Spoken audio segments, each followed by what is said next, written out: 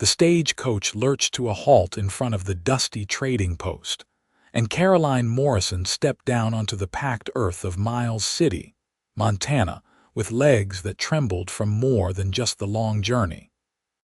She clutched her worn carpetbag against her chest like a shield, her eyes scanning the rough settlement with the wariness of a wild animal that had learned too well the price of trust.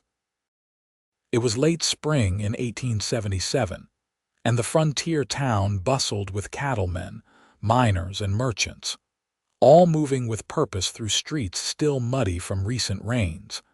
Caroline was 23 years old, though her eyes held decades more weariness.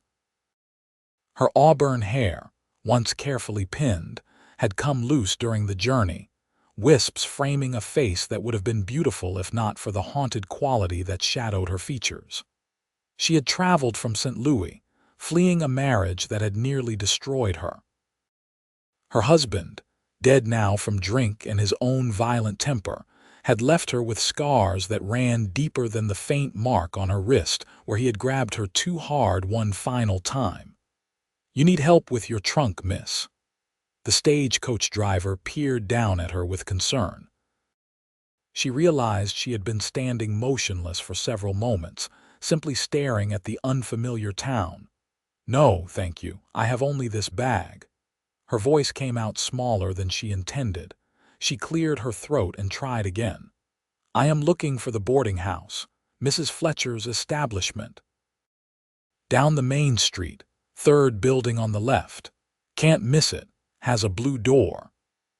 He tipped his hat and climbed back onto the coach, leaving her alone in the chaos of the frontier settlement. Caroline made her way down the wooden boardwalk, stepping carefully to avoid the gaps between planks. The town smelled of horse manure, wood smoke, and something wild she could not quite name.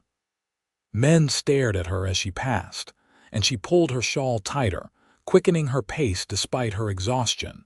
Mrs. Fletcher's boarding house proved easy to find, just as the driver had said. The blue door stood out like a forget-me-not in a field of brown grass. Caroline knocked softly, then louder when no one answered immediately. The door swung open to reveal a sturdy woman in her 50s with flour dusting her apron and a kind face that showed the weathering of frontier life. "Yes." "Can I help you? I am Caroline Morrison. I wrote ahead about a room." Recognition dawned in the woman's eyes. "Of course, dear. Come in, come in. You must be exhausted from your travels." Mrs. Fletcher ushered her inside, taking the carpetbag despite Caroline's protests. "I have a nice room ready for you on the second floor. It overlooks the street, gets good morning light. You said in your letter you were looking for work as well." "Yes, madam, I can sew, cook, clean. I will do whatever is needed."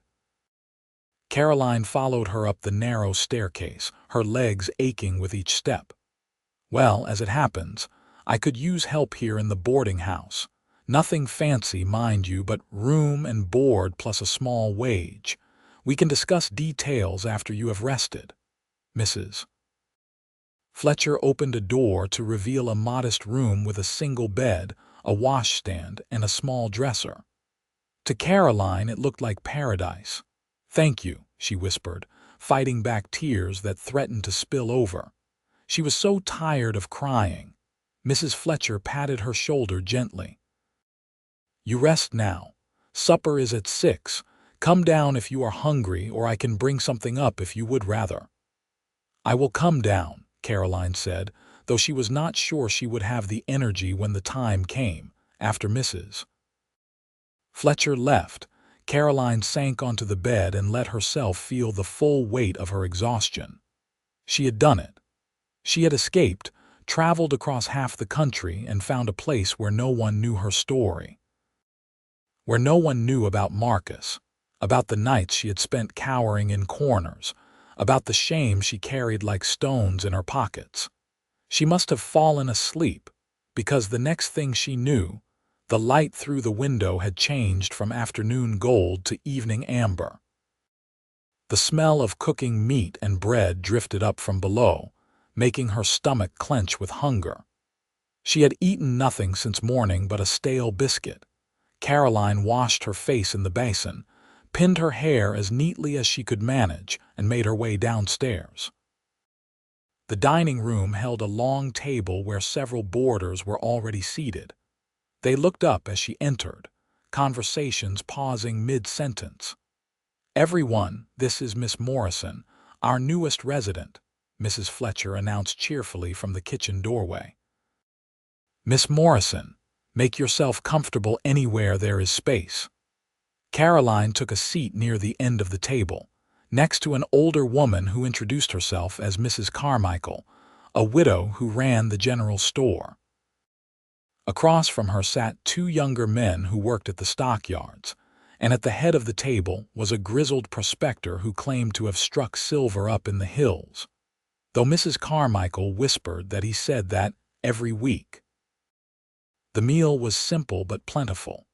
Roasted beef, potatoes, carrots, and fresh bread that must have been what Mrs. Fletcher had been making when Caroline arrived.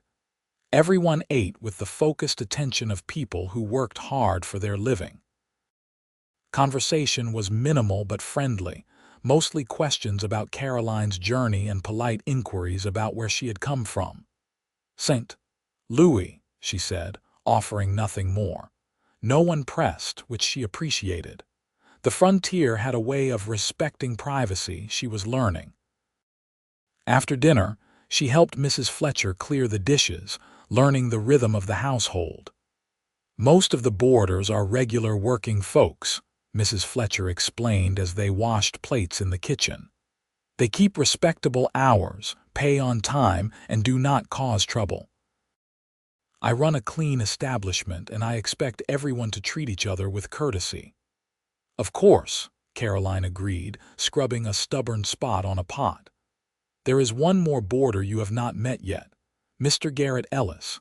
He is a rancher, has a spread about 10 miles outside of town. Stays here a few nights a week when he has business in Miles City. Quiet man, keeps to himself mostly but always polite. You will likely meet him tomorrow." Caroline nodded, already feeling the exhaustion creeping back into her bones. After the dishes were done, she excused herself and climbed the stairs to her room, where she fell into bed still wearing her dress and slept dreamlessly for the first time in months. Morning came with the sound of horses in the street and the distant whistle of a train. Caroline woke slowly, disoriented for a moment before remembering where she was. Montana, Miles City. Safe. She dressed carefully in her other dress, a plain gray cotton that had seen better days but was clean and mended. Downstairs, she found Mrs. Fletcher already at work preparing breakfast. "Good morning, dear. Did you sleep well?" "Better than I have in a long time," Caroline admitted, accepting the apron Mrs. Fletcher handed her. "Wonderful. Now, if you are feeling up to it, you can help me with the biscuits. I will show you how I like them made." They worked together in comfortable silence, Mrs. Fletcher offering gentle corrections and praise as Caroline learned the older woman's methods. The boarding house kitchen was warm and filled with the yeasty smell of rising dough and frying bacon. It felt safe, domestic in a way Caroline's own home never had. The boarders began filtering in for breakfast, greeting Mrs. Fletcher and Caroline with varying degrees of chattiness depending on how awake they were. Caroline focused on serving, keeping her eyes down and her movements efficient. She was pouring coffee when the door opened, and a man she had not seen before entered. He was tall, broad-shouldered in the way of men who worked with their hands and their backs. His dark brown hair was slightly too long, curling at his collar, and his face was tanned from long hours in the sun. But it was his eyes that caught her attention, a warm hazel that held a gentleness she had not expected. He removed his hat as he stepped inside, nodding to Mrs. Fletcher. "Morning, Mary." "Good morning, Garrett. I want you to meet our newest boarder and my new assistant. This is Miss Caroline Morrison. Caroline, this is Mr. Garrett Ellis, one of our regular guests." Garrett turned those gentle eyes on Caroline, and she felt her breath catch. He smiled, a slow, genuine expression that crinkled the corners of his eyes. "Pleased to meet you, Miss Morrison. Welcome to Miles City."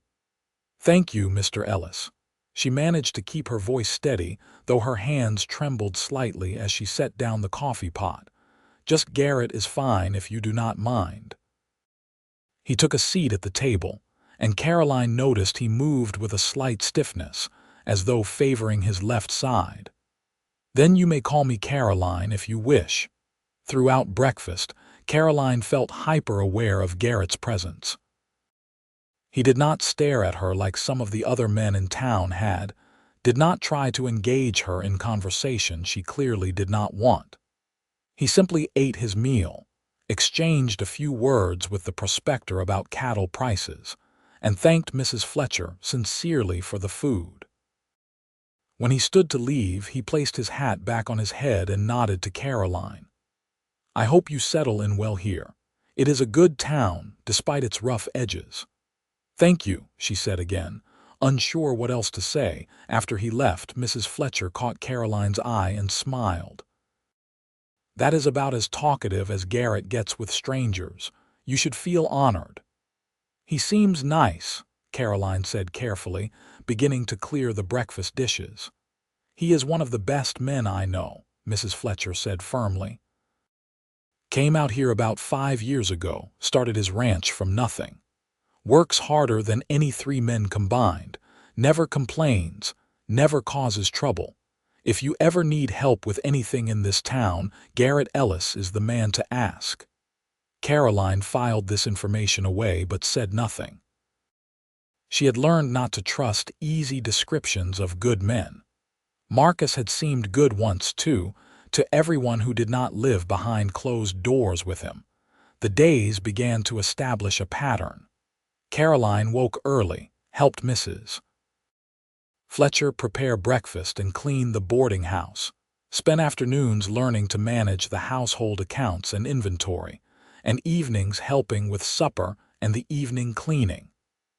The work was hard but satisfying, and Mrs. Fletcher proved to be a patient teacher and kind employer.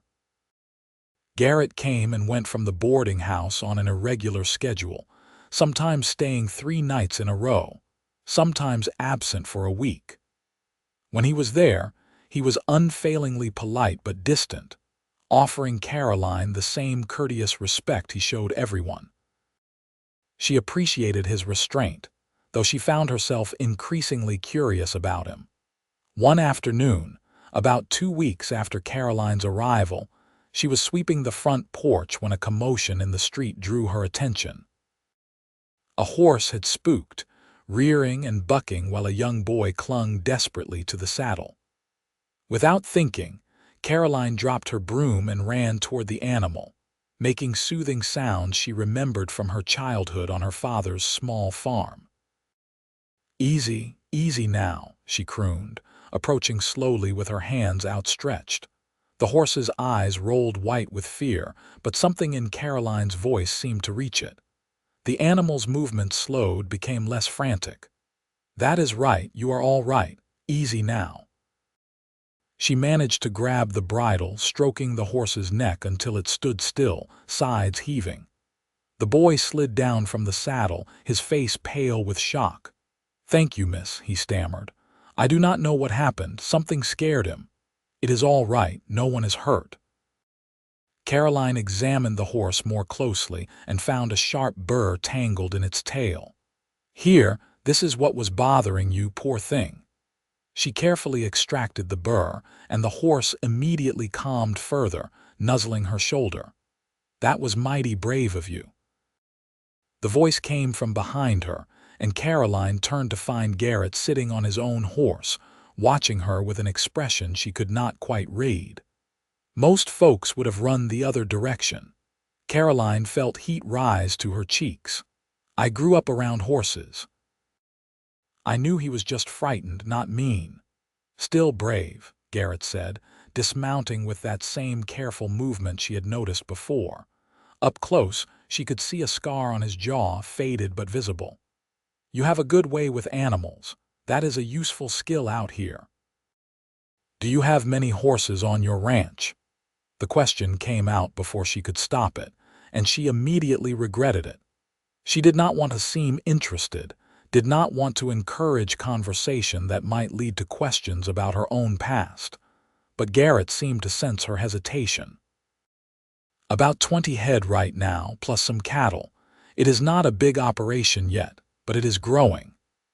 He handed the reins of the spooked horse back to the boy, who thanked them both profusely before hurrying away. I am actually looking for someone to help gentle some of the newer horses, if you would be interested. Pays decent, and the work is only a few days a week.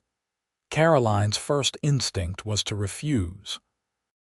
Going to Garrett's ranch, being alone with him, seemed dangerous in ways she could not quite articulate. But the thought of working with horses again, of that simple, honest connection with animals who did not lie or manipulate, was powerfully appealing. I would need to discuss it with Mrs. Fletcher first, she said slowly. My work at the boarding house must come first. Of course, talk to Mary, and if she can spare you a couple of days a week, the offer stands. Garrett tipped his hat and moved to remount his horse. Caroline noticed again the way he favored his left side and wondered what had injured him. That evening she broached the subject with Mrs. Fletcher. The older woman's face lit up with approval. That is wonderful, dear. You should absolutely do it. I can manage here just fine a few days a week, and the extra money will do you good. Besides, it will be good for you to get out of town, breathe some fresh air. You are certain you do not mind? Not one bit. Garrett is a good man, Caroline. You will be perfectly safe with him. The assurance should have been comforting, but Caroline had heard similar words before.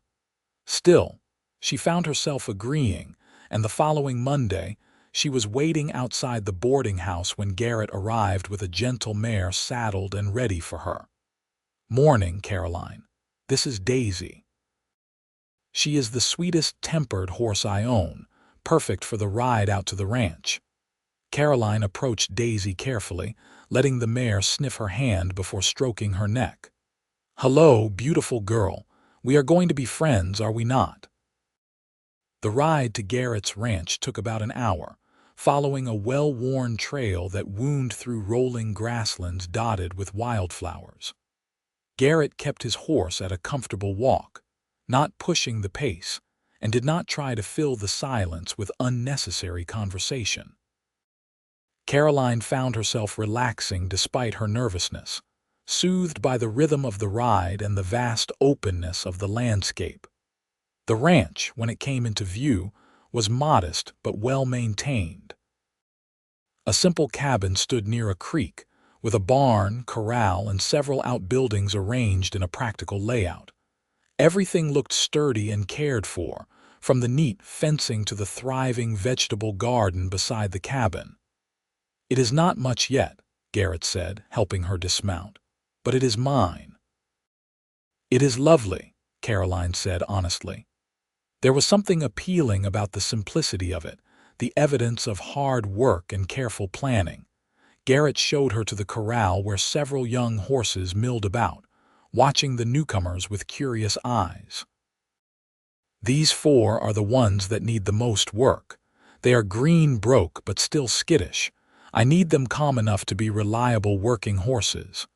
Caroline climbed onto the fence, studying the horses with a practiced eye. How much time do I have with them? Take as long as you need. I would rather have them done right than done fast. Over the next several hours, Caroline lost herself in the work. She started with the calmest of the 4 horses, a chestnut gelding with a white blaze. Using patience and quiet consistency, she worked on getting him comfortable with her presence, her touch, the sound of her voice. Garrett watched for a while, then went about his own work, checking on her periodically but mostly leaving her to it. It was not until the sun was high overhead that Caroline realized how much time had passed. Garrett appeared at the corral with 2 tin cups and a canteen of water. You should take a break. You have been at it for hours." Caroline accepted the water gratefully, suddenly aware of her thirst and the ache in her arms. "I lost track of time. Sorry." "Nothing to apologize for. You are doing good work. That gelding has not let anyone get that close to him in weeks." Garrett leaned against the fence, sipping his own water. "Where did you learn to work with horses like that?" "My father had a small farm in Illinois. Nothing like your ranch, just a few acres. But we had horses, and I always seemed to understand them better than people." She stopped, surprised at herself for sharing even that small piece of her past. Garrett nodded as if this made perfect sense. "Animals do not pretend to be something they are not. What you see is what you get." "Exactly." Caroline looked at him more closely, seeing the understanding in his eyes. "Is that why you came out here, to work with your hands with animals?" "Part of it." Garrett's expression grew distant. "I was a soldier for a while after the war, saw things I would rather forget. When I mustered out, I knew I could not go back to city life, to being crowded in with people and noise. I needed space, needed work that meant something." Caroline understood that need more than he could know. "What happened to your side? I notice you favor it sometimes." Garrett looked surprised by her directness, but not offended. "Took a bullet during a skirmish with some cattle rustlers 2 years back. Healed up all right, but it gets stiff sometimes, especially in cold weather." "That must have been frightening." "It was, but it taught me something important." He met her eyes, his expression serious. "It taught me that life is too short to waste on things that do not matter. Out here, everything is simpler. Work hard, treat people right, take care of what is yours. That is all a man needs to know." They lapsed into comfortable silence, finishing their water. Caroline felt something shifting inside her, a tiny crack in the armor she had built around herself. Garrett's quiet honesty was disarming in a way she had not anticipated. "I should get back to work," she said, handing back the cup. "I will have lunch ready in about an hour. Just sandwiches, nothing fancy, but you need to keep your strength up."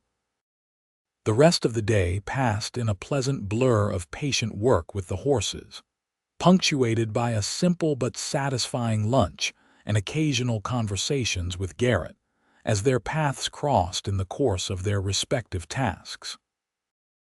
By the time the sun began its descent toward the horizon, Caroline felt pleasantly tired and more at peace than she had in years. On the ride back to town, Garrett said, "You did real good work today.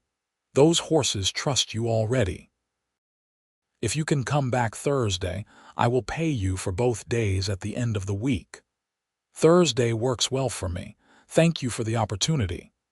"Thank you for taking it. Not everyone has the patience for this kind of work." When they reached the boarding house, Garrett helped her down from Daisy with a gentle hand that withdrew immediately, respecting her space. "See you Thursday, then." Caroline watched him ride away, feeling confused by the warmth that spread through her chest. She barely knew this man, had every reason to distrust men in general, and yet she found herself looking forward to Thursday with an anticipation that had nothing to do with the horses. Mrs. Fletcher was waiting in the kitchen when Caroline came inside, her eyes bright with curiosity. "Well, how was your first day?" "It was good. The horses are beautiful and the work is satisfying." Caroline hung her shawl on the hook by the door. "Garrett is a good teacher. I told you he was one of the best." Mrs. Fletcher handed her a cup of tea. "You look more relaxed than I have seen you since you arrived." Caroline realized it was true. Her shoulders, usually held tense and high, had dropped.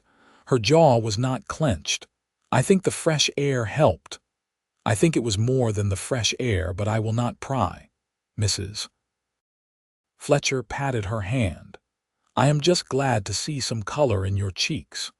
Over the following weeks, Caroline settled into a routine that split her time between the boarding house and Garrett's ranch. Every Monday and Thursday, she rode out on Daisy to work with the horses, returning in the evening tired but content. The work was progressing beautifully. The chestnut gelding now came when she called, and the other 3 horses were steadily growing calmer and more responsive. Garrett remained respectful and kind, never pushing her to share more than she wanted, never standing too close or making her feel uncomfortable. Yet gradually, almost imperceptibly, they began to talk more. He told her about his dreams for the ranch, his plans to expand the herd and eventually hire a few hands to help with the work. She told him about her love of reading, how she had devoured every book she could get her hands on as a girl. "There is a small library in town, did you know?" Garrett said one afternoon as they sat on his porch, taking a break from the afternoon heat. "Not much, just a room above the church, but Mrs. Patterson, who runs it, is always looking for people to help catalog donations." "I did not know. I will have to visit." Caroline sipped the cool water he had brought her, watching the horses graze peacefully in the corral. "Do you read much?" "When I have time. Mostly practical things, manuals about ranching and animal husbandry, but I like a good story now and then." He was quiet for a moment, then added, "My mother used to read to me when I was young. Poetry, mostly. I can still remember the sound of her voice." There was a sadness in his tone that Caroline recognized. "Is she gone?" "Both my parents died of fever when I was 16. It has been a long time, but I still miss them sometimes." "I am sorry." Caroline did not mention her own parents, both alive as far as she knew, but people she had cut from her life when she married Marcus. They had not approved of him, had tried to warn her, and she had been too proud and foolish to listen. After the wedding, they had made it clear she was no longer welcome in their home. It was a wound that still ached. "What about you? Do you have family back in St. Louis?" Garrett asked the question gently, and Caroline realized he had never pried into her past before. "No," she said simply, and something in her tone must have communicated that this was not a topic she wanted to explore, because Garrett simply nodded and changed the subject to a funny incident involving one of his neighbors and a stubborn mule. But that night, lying in her bed at the boarding house, Caroline found herself thinking about family, about the life she had left behind. Marcus had been dead for 6 months when she left St. Louis. His death had been his own fault, a drunken brawl outside a saloon that ended with him on the wrong end of a knife. She had not mourned him. She had felt only relief, followed by a crushing wave of shame that relief was all she could feel. The shame had driven her west, away from the pitying looks and whispered gossip, away from the women who had known what was happening behind her closed door but had said nothing, away from her own failure to be strong enough to leave sooner. But here in Montana, with the work at the boarding house and the days at the ranch, she was beginning to feel like perhaps she could be more than her past mistakes. Perhaps she could be someone new. It was a Tuesday evening in mid-June when everything changed. Caroline was helping Mrs. Fletcher prepare supper when they heard a commotion outside, shouts and the sound of running feet. Mrs. Fletcher went to the window and gasped. "There is smoke coming from the direction of the stockyards. Looks like a fire." Everyone in the boarding house rushed outside to see. Indeed, thick black smoke billowed into the evening sky from the eastern edge of town. Already, men were running toward the fire with buckets, organizing a water brigade from the town well. "I should go help," said one of the young stockyard workers who boarded with them. "We all should, Mrs. Fletcher said decisively. "Caroline, come with me. We will set up at the well to keep the buckets coming." For the next several hours, Caroline worked alongside the townspeople in a desperate effort to contain the fire. It had started in one of the hay storage buildings and threatened to spread to the nearby structures. The heat was intense. the smoke choking, but everyone worked together with grim determination. It was nearly midnight when the fire was finally brought under control. The hay building was a total loss, and one of the adjacent structures had sustained heavy damage, but the stockyards themselves had been saved. Exhausted, filthy, and reeking of smoke, the townspeople began to disperse. Caroline was carrying empty buckets back to the well when she heard a familiar voice. "Caroline, is that you?" She turned to find Garrett emerging from the smoke-stained crowd. His face was black with soot, his clothes singed in places, but he was smiling with relief. "Garrett, I did not know you were in town." "I was not. I saw the smoke from the ranch and rode in as fast as I could." He took the buckets from her and set them down. "Are you all right? You are not hurt?" "No, I am fine. Just tired and dirty." She tried to brush some of the ash from her dress, but it was hopeless. "When did you arrive?" "About 2 hours ago. I have been with the men trying to keep the fire from spreading." He coughed, his voice rough from smoke. "You should get back to the boarding house and rest. This has been a long night for everyone. What about you?" "I will bed down at the livery stable. My horse needs rest before we can ride back to the ranch." He seemed about to say something else, then hesitated. Caroline saw something shift in his expression, a decision being made. "Actually, would you mind if I walked you back to Mrs. Fletcher's? The streets are chaos right now, and I would feel better knowing you got there safely." Caroline started to say she would be fine, that she did not need an escort, but the truth was that the streets did look chaotic, full of agitated people and nervous horses. "All right, thank you." They walked in silence through the confusion, Garrett keeping a respectful distance but staying alert to any potential trouble.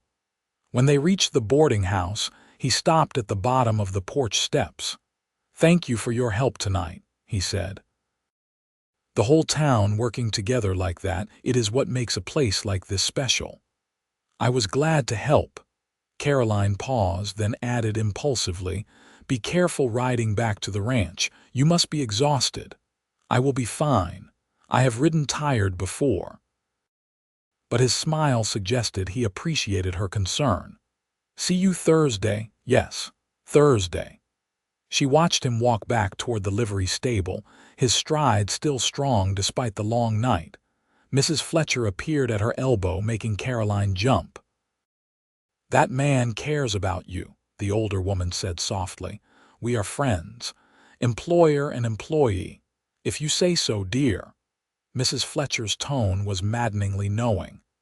"Now come inside and get cleaned up before you fall asleep standing there." Caroline dreamed that night of fire and smoke, but in her dreams, Garrett was there, pulling her away from the flames, his hands gentle but firm. She woke with her heart pounding and the gray light of dawn filtering through her window. Thursday came, and with it the familiar ride to the ranch. But something felt different. Caroline found herself watching Garrett more closely, noticing things she had overlooked before. The way he spoke gently to his horses, using the same patient tone he used with her. The care he took in maintaining every aspect of his property, fixing things before they broke, planning ahead. The quiet competence in everything he did. She was working with the youngest of the horses, a nervous filly who had been making excellent progress, when Garrett approached the corral. "She is looking good. You have done wonders with her." "She just needed someone to show her there was nothing to be afraid of," Caroline said, stroking the filly's neck. "She is smart and willing, just needed confidence." "Sounds like someone else I know." Garrett said it quietly, almost as if he had not meant to speak aloud. Caroline looked at him sharply. "What do you mean?" He met her eyes, and she saw something there she had been avoiding recognizing.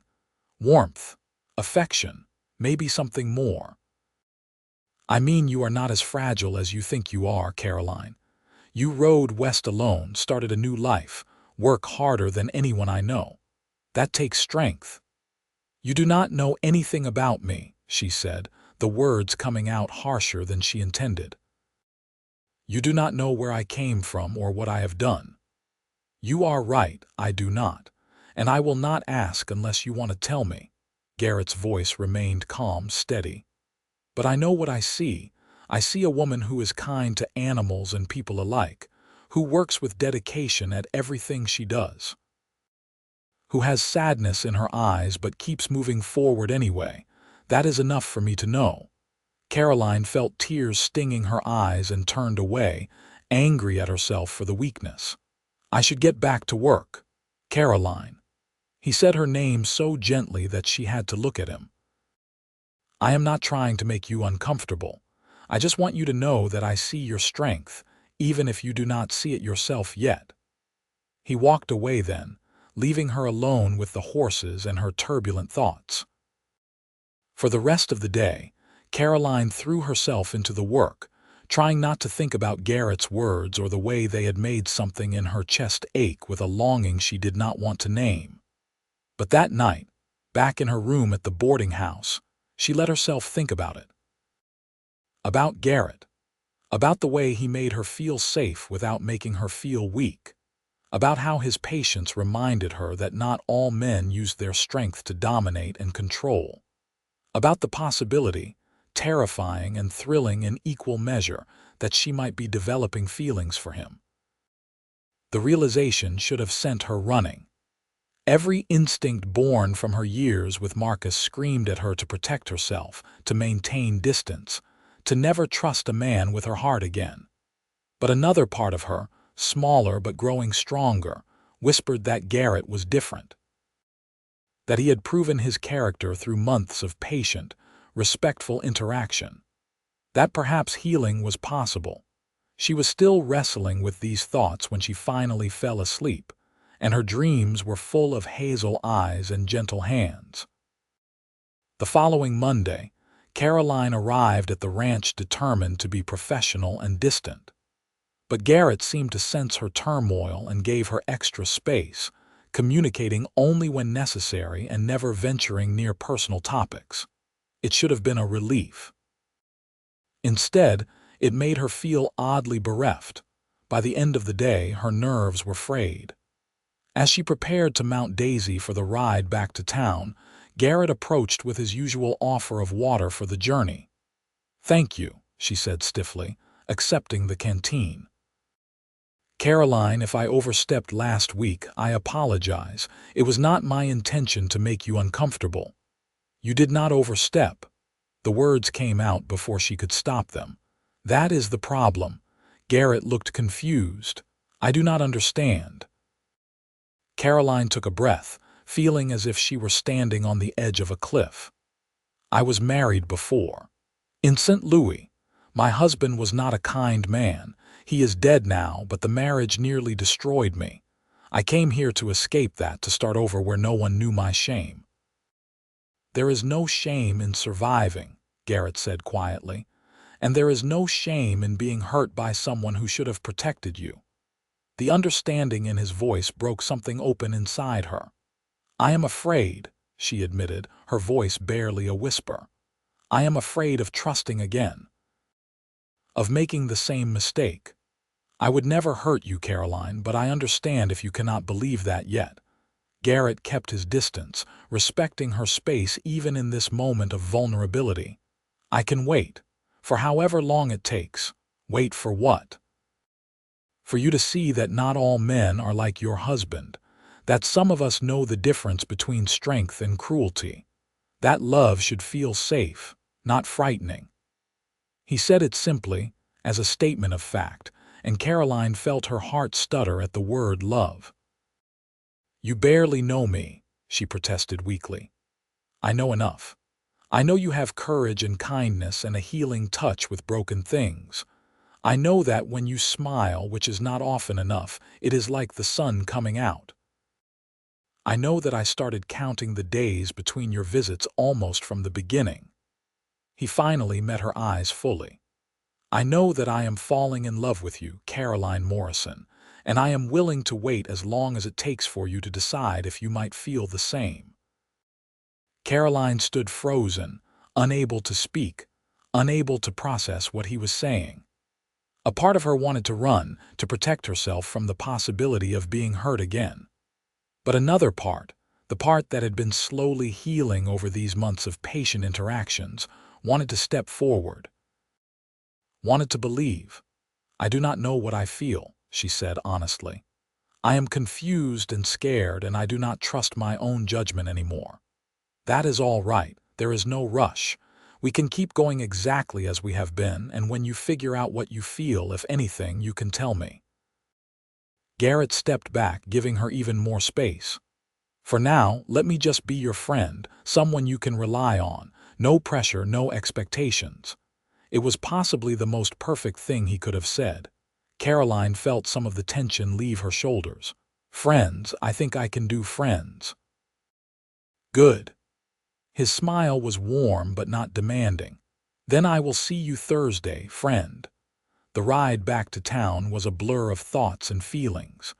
Mrs. Fletcher took one look at Caroline's face when she arrived and shooed her upstairs without questions, bless her. Caroline spent the evening sitting by her window, watching the stars emerge in the darkening sky, trying to sort through the tangle of emotions in her chest. Garrett had said he loved her. The thought was terrifying. But he had also said he would wait, had asked for nothing in return, had offered her the gift of time and patience. That was so different from Marcus, who had demanded her affection, her obedience, her very self from the moment they married. Could she trust this? Could she trust him? Could she trust herself?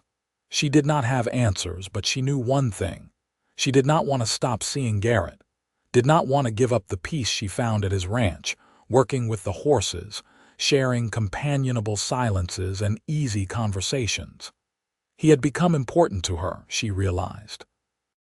Somewhere along the way, without her noticing, he had become a central part of her new life. Thursday arrived, and with it a summer storm that turned the roads to mud and filled the sky with rolling thunder. Mrs. Fletcher tried to convince Caroline to postpone her trip to the ranch, but Caroline found herself unwilling to miss the day. "The rain is letting up," she argued, "and Daisy is sure-footed. We will be fine." "That man has you twisted up in knots," Mrs. Fletcher observed, but her tone was gentle. "Just be careful, dear. The heart is a tender thing." The ride took longer than usual, Daisy picking her way carefully over the slippery trail. By the time Caroline reached the ranch, she was soaked through despite her oilcloth coat, and her teeth were chattering. Garrett rushed out of the barn when he saw her. "Caroline, I thought you would not come in this weather.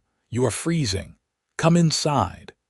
He led her not to the barn but to the cabin, which Caroline had never entered before.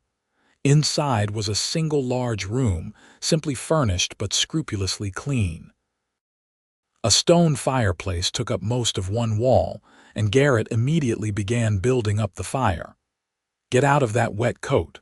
I will make coffee." He moved around the small space with practiced efficiency, stoking the fire and setting a pot of water to heat. Caroline removed her coat and shawl, wrapping her arms around herself as she tried to stop shivering. Garrett appeared with a thick woolen blanket. "Here, sit by the fire and warm up. The coffee will be ready soon." Caroline sank into the chair he indicated, pulling the blanket around her shoulders. The fire was already beginning to drive away the chill, and she could feel sensation returning to her numb fingers and toes.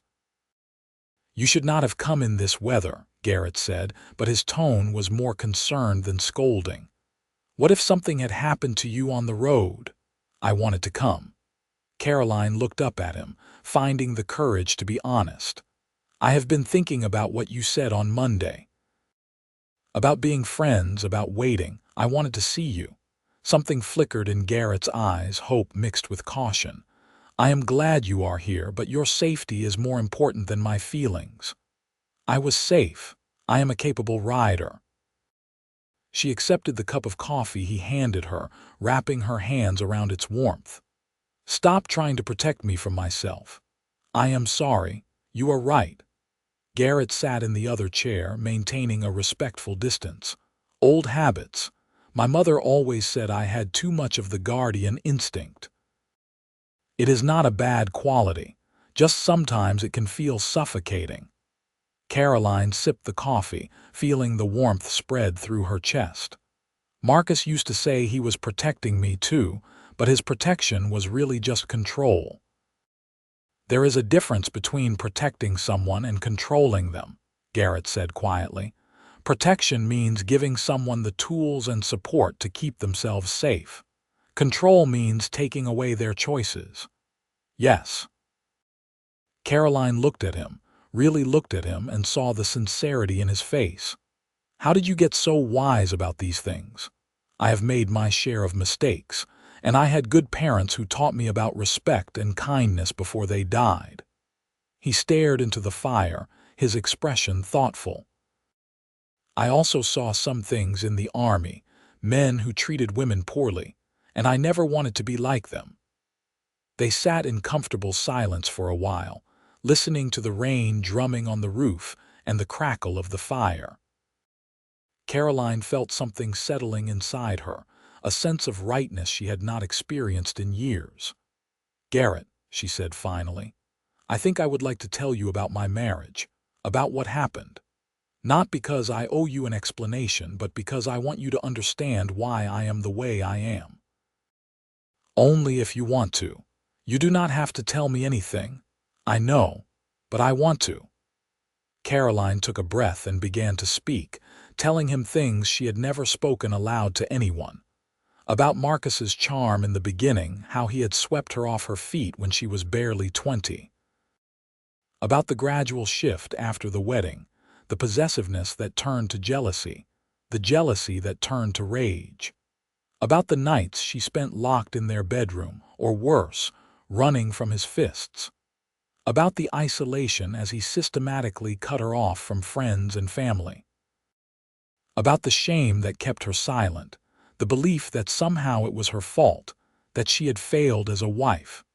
Garrett listened without interrupting, his face growing harder as the story progressed, but his eyes remained gentle when they met hers. When she finally finished, describing Marcus's death and her flight west, there were tears on her cheeks. I am so sorry you went through that, Garrett said, his voice rough with emotion. No one deserves to be treated that way, ever. I know that now. But at the time, I thought I had made my choice and had to live with it. Caroline wiped her eyes with the corner of the blanket. Coming here, starting over, it has helped me see things more clearly. You are one of the bravest people I have ever met. Garrett leaned forward, his elbows on his knees. To survive that and still be willing to trust anyone, even a little, that takes extraordinary courage. I do not feel brave. Most days I feel broken. Broken things can be healed. You have taught me that with the horses. He gestured toward the window, where the corral was visible through the rain. They come to you afraid and hurting, and you show them that gentleness exists, that patience exists, that they can trust again. You are doing the same thing for yourself. His words pierced something deep inside Caroline, touching a truth she had not wanted to acknowledge. She was healing. Slowly, painfully, but healing nonetheless. And Garrett, with his steady presence and respectful patience, was part of that healing. I am not ready, she whispered. I am not ready for love or promises or anything like that, but I want to try to see if I can be ready someday. That is all I am asking for, a chance someday. Garrett smiled, and it was like the sun breaking through storm clouds. For now, we are friends. And friends help each other, support each other without demanding anything in return. The rain continued through the afternoon, making work with the horses impossible. Instead, Caroline and Garrett talked, really talked about their lives and dreams and fears. He told her about his childhood in Pennsylvania, about learning to work with his hands from his father who had been a carpenter, about the war and the things he had seen that still haunted his dreams, about his vision for the ranch, the legacy he wanted to build. Caroline found herself sharing more easily than she ever had before, talking about her love of books and learning, her childhood dreams of becoming a teacher, her regret at the education she had given up to marry too young. Garrett listened with genuine interest, asking thoughtful questions and offering no judgments. By the time the rain finally stopped and Caroline prepared to ride back to town, something fundamental had shifted between them. They were still friends, but there was a deeper understanding now, a foundation being built brick by careful brick. "Be safe," Garrett said as he helped her onto Daisy. "And Caroline, thank you for trusting me with your story. Thank you for listening." She gathered the reins, looking down at him. "I will see you Monday. I will be here." The ride back to town was easier, the storm having washed away the oppressive heat. Caroline felt lighter, as if telling her story had released some of the weight she had been carrying. Mrs. Fletcher noticed immediately when she returned. "You look different," the older woman observed. "Settled somehow." "I told him," Caroline admitted, "about my marriage, about everything. And he still wants to be my friend.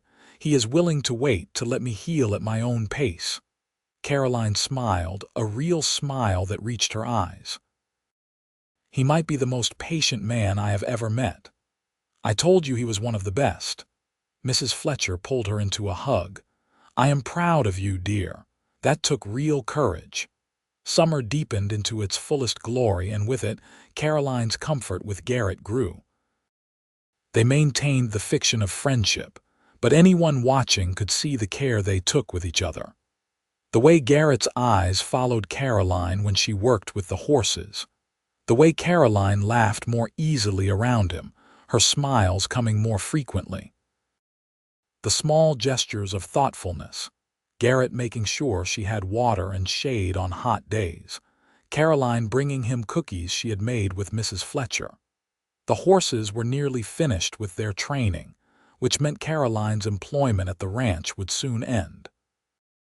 She tried not to think about it, tried to ignore the hollow feeling that came with imagining weeks without reason to ride out to Garrett's property. It was early August when Garrett brought up the subject. They were sitting on the porch after a long day of work, watching the sunset paint the sky in shades of orange and gold. "The horses are ready," he said quietly. "You have done an amazing job with them. They are calmer and better trained than I could have hoped. Thank you." Caroline kept her eyes on the horizon. "I have enjoyed the work." "I do not want you to stop coming," Garrett said. "I know the work is done, but I was hoping you might still visit sometimes, not as an employee, just as a friend." Relief flooded through Caroline. "I would like that. If you are sure I would not be in the way." "You are never in the way." He paused, then added carefully, "Actually, I have been thinking about getting some new horses soon. If you would be interested in working with them, the job is yours. Or if you would rather just visit socially, that is fine too. I just want to keep seeing you, Caroline, in whatever way you are comfortable with."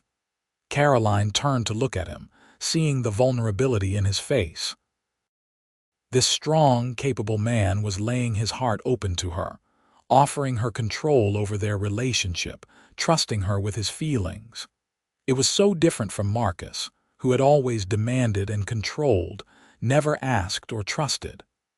"I would like to keep working with the horses," she said. "And I would like to keep spending time with you, as friends, but also—" She struggled to find the right words. "As people who might become more than friends someday, if that makes sense." "It makes perfect sense." Garrett's smile was radiant. "We have all the time in the world, Caroline. There is no rush." But there was a rush, Caroline was learning. Not an external pressure, but an internal urgency born from the growing recognition of her own feelings. She was falling in love with Garrett Ellis, despite her fears, despite her past, despite every logical reason she had to protect her heart. And the realization, instead of terrifying her as it would have months ago, filled her with a tentative, fragile joy. The new horses arrived in late August, a group of 6 that Garrett had purchased from a rancher who was relocating to California. They were wilder than the previous batch, half-feral creatures that had been living mostly unhandled on open range. Caroline fell in love with them immediately, recognizing in their wariness something of her own journey. "They will take time," she told Garrett, studying the horses from the safety of the fence. "Lots of patience and consistency." "Good thing we have both," Garrett replied. Over the following weeks, Caroline spent more time at the ranch than ever before. The wild horses required daily work, and she found herself arriving early and staying late, completely absorbed in the challenge of winning their trust. Garrett worked alongside her when his other ranch duties allowed, and she enjoyed teaching him her techniques, watching him learn to gentle his voice and movements, to read the subtle signals the horses gave. One particularly hot afternoon in early September, they were taking a break in the shade of the barn when Garrett asked, "Do you ever think about the future? What you want your life to look like 5 years from now?" Caroline considered the question. "I used to think about it all the time before Marcus. I had so many plans and dreams. After the marriage, I stopped thinking about the future altogether. It was too painful." She plucked at a piece of straw. "But lately, I have started dreaming again." "What do you dream about?" "Peace, mostly. Waking up without fear, doing work that matters, maybe having a family someday if I can ever trust myself to choose better." She looked at him. "What about you?" "I want to build this ranch into something that will last. I want to marry someone I love and respect, have children, create a home full of laughter and warmth." He met her eyes. "I want a partner, someone who will work beside me and build a life with me, someone strong and kind and brave." The words hung in the air between them, full of implication. Caroline felt her heart racing. "Garrett," she began, then stopped, unsure how to articulate what she was feeling. "I am not proposing," he said gently. "I am just telling you what I want, so you know. So when you think about your own future, you can decide if there might be room in it for me." "There is room," Caroline said before she could overthink it. "I am not ready for everything yet, but there is room for you. There has been for a while now, I think." Garrett's face transformed with joy, but he kept his physical distance, respecting the boundaries she had set. "That is all I needed to hear. We can take everything else as slow as you need." As autumn began to paint the landscape in gold and crimson, Caroline felt the last of her walls beginning to crumble. She still had moments of fear, still flinched sometimes when Garrett moved too quickly or raised his voice even in laughter. But increasingly, those moments were replaced by trust. By the bone-deep knowledge that this man would never hurt her, that his strength was something she could lean on rather than something to fear. It was a crisp October morning when everything changed. Caroline arrived at the ranch to find Garrett struggling to repair a section of fence that had been damaged in a storm the night before. Without thinking, she tied up Daisy and went to help, holding the post steady while he hammered. "Thank you," he said, wiping sweat from his forehead despite the cool air. "This would have been much harder alone." "That is what partners do, right? Help each other." The word hung between them. Partners, not friends, not employer and employee. Partners. Garrett set down his hammer slowly. "Caroline, is that what we are? Partners?" "I think so. I mean, I want us to be." Caroline felt her courage building. "I am tired of being afraid, Garrett. I am tired of letting my past control my future. I am not completely healed yet, and maybe I never will be completely. But I am healed enough to know what I want." "What do you want?" His voice was barely above a whisper. I want you, I want us." She stepped closer, closing some of the distance he always maintained. "I love you, Garrett. I think I have for a while now, but I was too scared to admit it. Caroline. He said her name like a prayer. Are you sure? I need you to be sure, because once I know you want this, I am not going anywhere. I will be yours for as long as you will have me. I am sure. And she was. The fear was still there, might always be there in some form, but it was manageable now. Smaller than the love she felt for this patient, gentle man who had given her time and space to heal. Garrett reached out slowly, giving her every opportunity to pull away, and cupped her face gently in his calloused hands. I love you so much.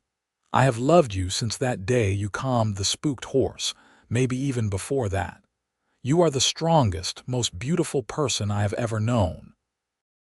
Will you kiss me? Caroline asked, her heart pounding but her voice steady. I want my first real kiss, my first free kiss, to be with you. He leaned in slowly, so slowly, until his lips brushed hers as gently as a butterfly landing on a flower. It was nothing like the demanding, possessive kisses Marcus had forced on her. This was soft and sweet and full of promise, a question rather than a demand. Caroline leaned into him, and felt something inside her unfurl like a flower reaching toward the sun.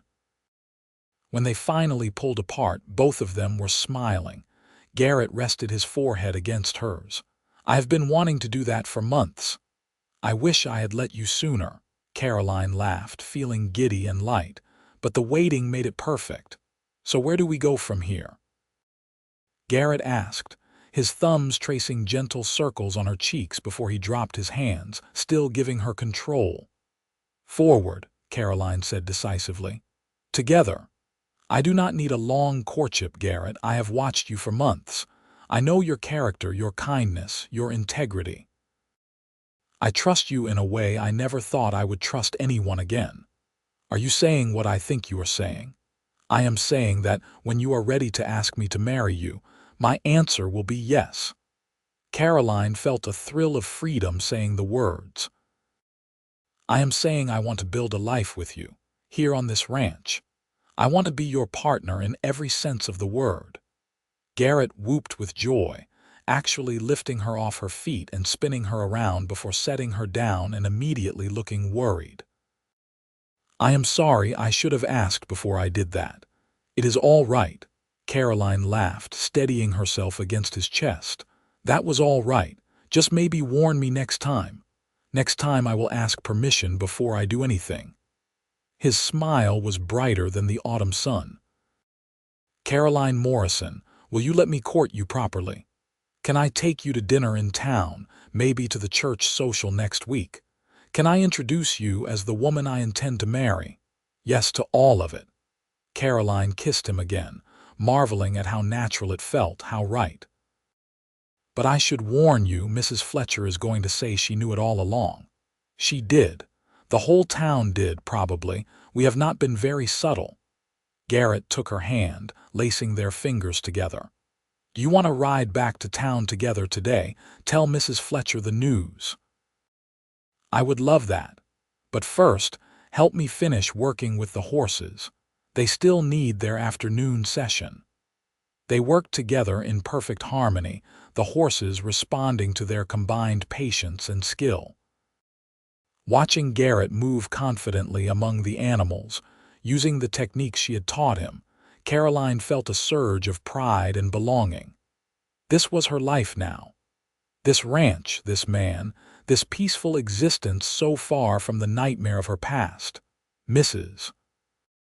Fletcher was indeed unsurprised by their news, though she cried happy tears and insisted on breaking out her good tea to celebrate. I knew from the first time I saw you look at each other, she declared. You were both so careful, so respectful, but the love was there even then. I am glad someone could see it because I was blind to it for months, Caroline admitted. You needed time to heal, dear, and Garrett was wise enough to give you that time. Mrs. Fletcher patted Garrett's hand. You are a good man. You will take care of her. With everything I have, Garrett promised. The courtship, though Caroline had declared it unnecessary, was a sweet time of discovery and deepening connection. Garrett took her to dinner at the nicest restaurant Miles City had to offer, a modest establishment but clean and respectable. He escorted her to the church social, where they danced and Caroline met many of the townspeople she had not yet encountered. Everyone seemed genuinely happy for them, the good wishes sincere and warm. Garrett was unfailingly respectful, always asking before touching her, always giving her control over the pace of physical intimacy. They progressed slowly from hand-holding to brief kisses to longer embraces, and Caroline never once felt pressured or afraid. It was healing in ways she had not expected, relearning how to be touched with gentleness, how to be loved without fear. It was late October when Garrett officially proposed, though they both knew what her answer would be. He took her to a hilltop on his ranch where they could see for miles in every direction. The autumn landscape spread out like a quilt of gold and crimson below them. "Caroline Morrison," he said, dropping to one knee and pulling out a simple gold band, "you have healed my loneliness and filled my life with joy. Would you do me the immense honor of becoming my wife?" "Yes," she said through happy tears. "Yes, absolutely yes." The ring fit perfectly, and Caroline learned later that Garrett had consulted with Mrs. Fletcher about her ring size. They sat on that hilltop for hours, making plans and dreaming about their future together. "I want children," Caroline said, voicing a dream she had thought dead. "At least 2, maybe more. I want to fill this ranch with laughter and love. I want that too, as many children as we are blessed with." Garrett kissed her hand, right above the ring. "And I want to keep working with horses together. Maybe we can build a reputation for gentling difficult animals." "You have such a gift for it. I would love that. We could train horses together, build the ranch together, raise our children together." Caroline leaned her head on his shoulder. "It sounds perfect." They were married in late November, a simple ceremony at the Miles City Church with Mrs. Fletcher and half the town in attendance. Caroline wore a new dress in cream-colored silk, a gift from Mrs. Fletcher, who had somehow procured the fabric and enlisted the help of the best seamstress in town. Garrett wore his Sunday best, his hair neatly trimmed and his face shining with happiness. The ceremony was brief but meaningful. When the preacher asked if Caroline took Garrett to be her lawfully wedded husband, she said, "I do," with a strength and certainty she had never felt before. This was nothing like her first marriage. This was a choice made freely, with full knowledge and complete trust. Garrett's vows brought tears to her eyes.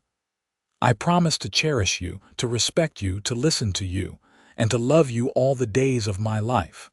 I promise to be your partner, your friend, and your safe harbor. I promise to work beside you and build a life with you that honors both of our strengths." When they kissed to seal their vows, Caroline felt a wholeness she had not known was possible. This was what marriage should be: partnership, respect, mutual love freely given and joyfully received. The reception at Mrs. Fletcher's boarding house was a lively affair, with food and dancing and genuine celebration. Caroline danced with Garrett, with some of the other townsmen, and even with the minister. She laughed more than she had in years, feeling light and free and absurdly happy. As evening fell, Garrett helped her onto his wagon for the ride out to the ranch, to the home that was now theirs together. Mrs.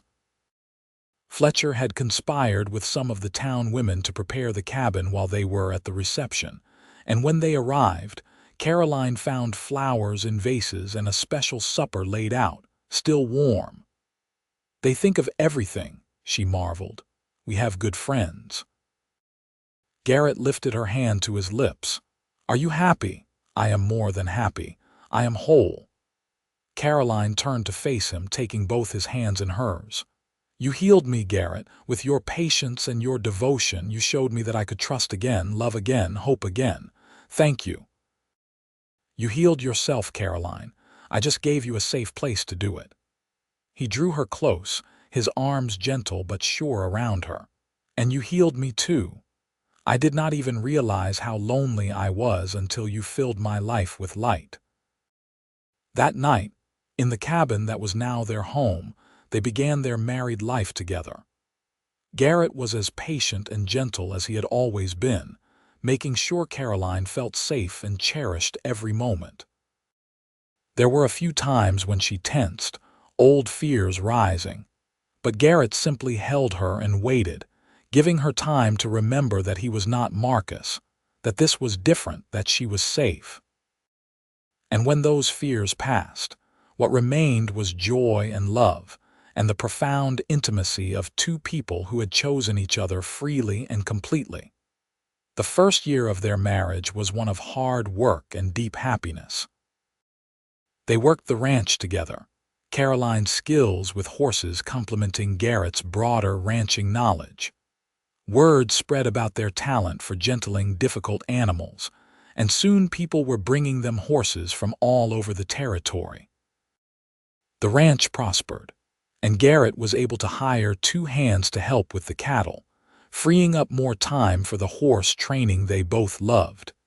Caroline also discovered a talent for managing the ranch finances, her love of numbers and organization proving invaluable. She set up a proper bookkeeping system and found ways to make their operation more efficient. Garrett delighted in her contributions, never threatened by her competence, always treating her as an equal partner in every decision. They had disagreements, of course, as any couple would. But they learned to talk through their conflicts with respect and honesty. Caroline learned that anger did not have to mean violence, that Garrett could be frustrated without being dangerous. Garrett learned the triggers that still occasionally caught Caroline off guard, and how to help her through those moments with patience and understanding. In the spring of their second year of marriage, Caroline discovered she was pregnant. The news filled her with a complex mix of joy and terror. She wanted children desperately, but the thought of being so vulnerable, of having a helpless infant depending on her, was frightening. Garrett held her while she cried through her fears, then sat down with her to work through them practically. "You are going to be an amazing mother," he told her firmly. "You have so much love to give, and you know better than anyone how to create a safe, nurturing environment. Our children will be lucky to have you. What if I do not know what to do? What if I am not enough? Then we will figure it out together, just like we figure out everything else. You are not alone in this, Caroline. I am going to be here every step of the way." His certainty helped ground her fears. As her pregnancy progressed, Caroline found herself growing excited rather than anxious. She and Garrett prepared the cabin for the baby, building a beautiful cradle and setting aside a corner of their room for the infant. Mrs. Fletcher, who visited regularly, helped Caroline sew tiny clothes and knit soft blankets. Their son was born in late autumn, during the same golden season when Garrett had proposed 2 years earlier. The labor was long and difficult, but Garrett stayed by Caroline's side the entire time, holding her hand and offering encouragement. When the baby finally arrived, red-faced and squalling, Caroline felt a love so fierce and immediate that it took her breath away. "He is perfect," Garrett whispered, tears streaming down his face as he held his son for the first time. "You did so well, love. He is absolutely perfect." They named him Samuel, after Garrett's father. Little Samuel had his father's hazel eyes and his mother's auburn hair, and from the beginning, he was a happy, healthy baby. Caroline took to motherhood with the same dedication she brought to everything else, though she had moments of doubt and exhaustion. Garrett was a devoted father, rising in the night to walk with the baby, changing diapers without complaint, and marveling at every tiny milestone. "I never knew I could love someone this much," Caroline said one night as they watched Samuel sleep in his cradle. "I thought I knew what love was when I married you, but this is something else entirely."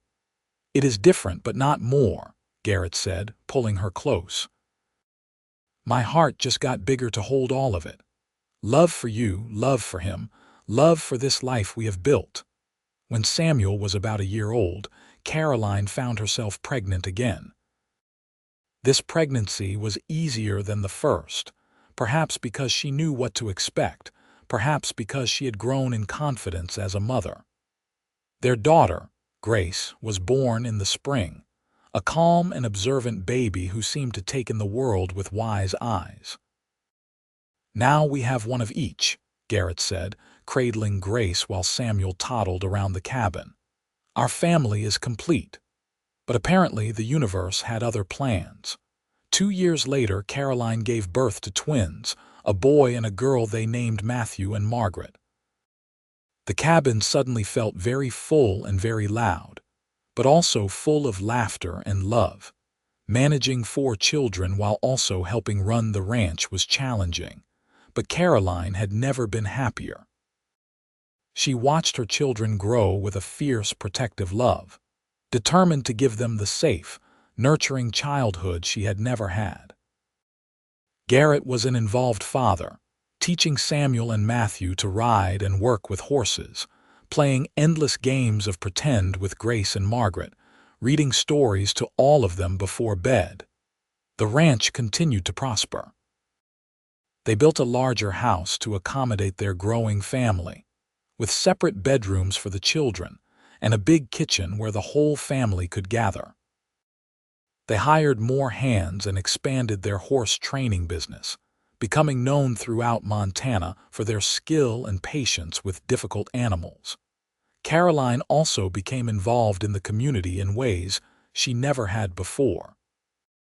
She helped establish a small school in Miles City, using her love of learning to ensure local children had access to education. She organized charity efforts for families in need and became a trusted friend to many of the women in town. The wounded, frightened woman who had arrived 7 years earlier had blossomed into a confident, capable pillar of the community. Mrs. Fletcher, now in her 60s and slowing down, eventually sold the boarding house and moved into a small cottage on Caroline and Garrett's ranch. "I want to be close to my grandchildren," she declared, though she had no blood relation to them. But she had been the first person to show Caroline kindness in Montana, and the children adored their honorary grandmother. One evening, about 10 years after Caroline had first arrived in Miles City, she and Garrett sat on the porch of their home, watching the sunset while their children played in the yard. Samuel, now 9, was teaching 6-year-old Matthew how to rope a fence post.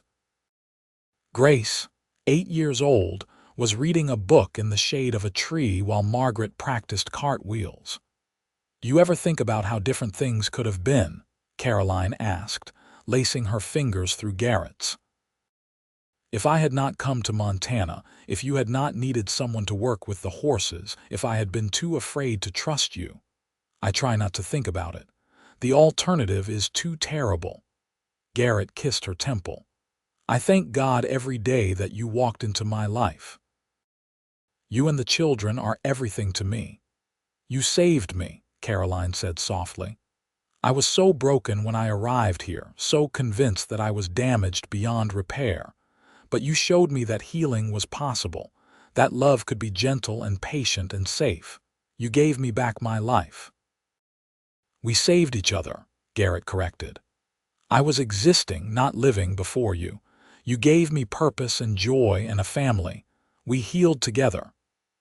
Caroline thought about the long journey from that first frightened arrival in Miles City to this moment of perfect contentment. All the small steps of trust, all the patient conversations, all the moments when Garrett had given her space and time to heal. It had not been quick or easy, but it had been real and lasting. "I love you," she said, the words as true now as the first time she had spoken them. I love the life we have built together. I love you too, always and forever." Garrett pulled her closer, and they sat in comfortable silence, watching their children play and the sun paint the sky in shades of gold and pink. Their children grew into fine young people, all of them shaped by the love and respect they witnessed between their parents every day. Samuel became a skilled horseman and rancher, eventually taking over more of the daily operations of the ranch. Grace pursued her love of learning, becoming a teacher at the school her mother had helped establish. Matthew showed a talent for veterinary medicine, studying with the local doctor, and eventually becoming the territory's first dedicated animal doctor. Margaret, the baby, inherited both her mother's way with horses and her father's business sense, helping to expand the ranch's breeding program. Caroline and Garrett aged gracefully together, their love deepening with each passing year. They became grandparents, then great-grandparents, watching their family tree grow and spread. The ranch they had built together became a legacy, a place of safety and love that would endure for generations. In their later years, they often sat on the porch they had sat on that first evening as a married couple, holding hands and watching the sunset. Their hair had gone gray, their faces lined with the marks of time, but their love remained as strong as ever. "You have any regrets?" Garrett asked one evening, his voice a bit rougher with age but still gentle. "Not a single one," Caroline said firmly. "Every choice I made led me here to you, to this family, to this life. I would not change anything. Not even the hard parts, the pain you went through before we met." Caroline considered this seriously. "Those experiences shaped who I am. They taught me the value of gentleness and patience. They helped me recognize true love when I found it. If I had not known darkness, I might not have fully appreciated the light." That is a wise way to look at it. Garrett kissed her hand, a gesture he had repeated thousands of times over their years together. "You are the wisest person I know. I learned from the best."